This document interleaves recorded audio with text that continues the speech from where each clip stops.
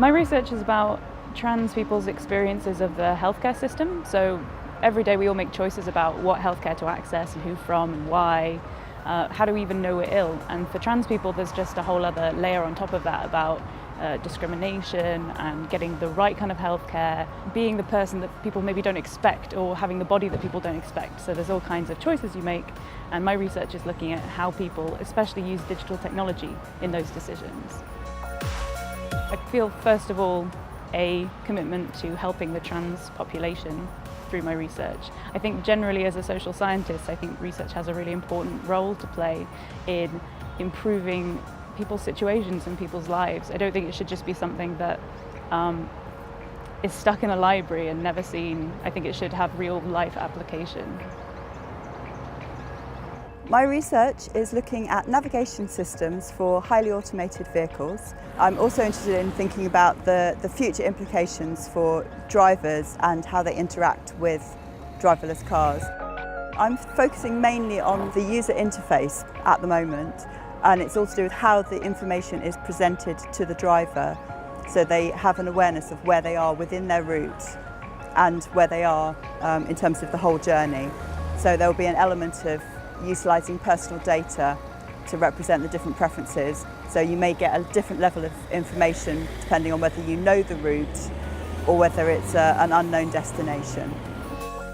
I think this research is important because the fully automated car is still some years away, but before we get to that point we need to build public confidence in the vehicles and their ability to navigate and to take control of the whole vehicle. So in aerospace and automotive industry especially, the part when it comes to the end of the production line, you normally machine it. So you literally take material away from that product and then you make it into the final shape that you need it to be.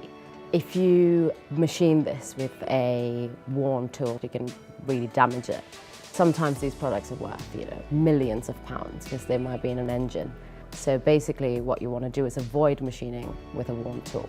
So what we're trying to do, or what I'm trying to do, is put sensors inside the machine whilst we're machining and then get data and basically figure out how much a tool's worn whilst it's being machined. That way we can increase productivity, we can reduce costs, and also gets rid of the operator input, because human error is actually a big element of sort of what can go wrong in machining. My project is the real-time monitoring and forecasting of time series. So I fit statistical models to time series data. And my main application is to people with type 2 diabetes. So we have their glucose data and we also have their activity data. And the aim is to fit a joint model to both of these data sets in order to have a more informed forecast. So you want to predict their glucose levels a few time steps ahead in order to issue them with a prompt if their glucose levels are going to go too high. And then if we do, we can say do this amount of activity to reduce the levels back down. Type 2 diabetes is actually a manageable condition through diet and exercise. It's also a very prevalent condition in today's society. So helping people manage it or reduce it is really important. My project is on fluidic nozzles for car windscreen wiper systems. The cars that we're developing these nozzles for are Ford, Toyota and Nissan cars. We're also developing a camera cleaning nozzle for a self-drive car system. This analysis is completed through a computational and experimental process with a comparison between the two to ensure that the data is all correct and lines up correctly. So hopefully the impact of this project is that the manufacture for nozzles for any type of vehicle, including the ones that we've had developed so far, will be a lot cheaper and a lot faster to develop with the enhanced design processing.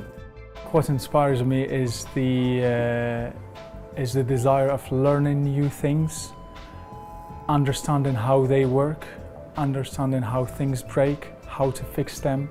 And my research revolves around pressure sensors. Those are for aerospace applications or motorsport applications.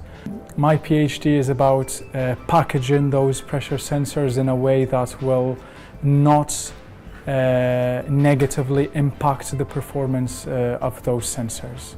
So the package is a concept, and that's anything that will protect the sensitive sensing equipment from its harsh operating environment. The operating environment can be a temperature environment, it can be a chemical environment, it can be a mechanical environment. Some pressure sensors that we use go in aeroplanes. Those sensors measure the altitude and the speed of the plane, so those pressure sensors are really important. Over the last 40 years, researchers have focused on creating the perfect sensor. The designers have forgotten a little bit the package because it came at a later design stage. So now really the focus is about how are we going to combine those two elements, the sensor and its package. When I was little, I used to love playing video games. I could play them all day long, but I could be just sitting down in a chair and not moving at all. So when I grew up, I was thinking like, wow, I love games so much, I want to just dedicate my life into that. And actually discovered that science was a way to follow. So nowadays we have different technologies that allow us to perform movements while playing video games. And one of the most interesting fields that is emerging is virtual reality. And movement is a key factor in virtual reality. So as part of my research, I'm trying to understand how movement affects people when they play video games in virtual reality. And how can we do with this knowledge to potentially affect other fields, such as education or even healthcare. And seeing how inspired I was when I was playing these games, and how inspired I am when I'm making these games and researching on them, I'm really expecting that my enthusiasm, my motivation will go forward and will let others be as inspired as I was. And who knows, maybe there will be a little child out there that will be completely inspired by my work to pursue a career in science and games.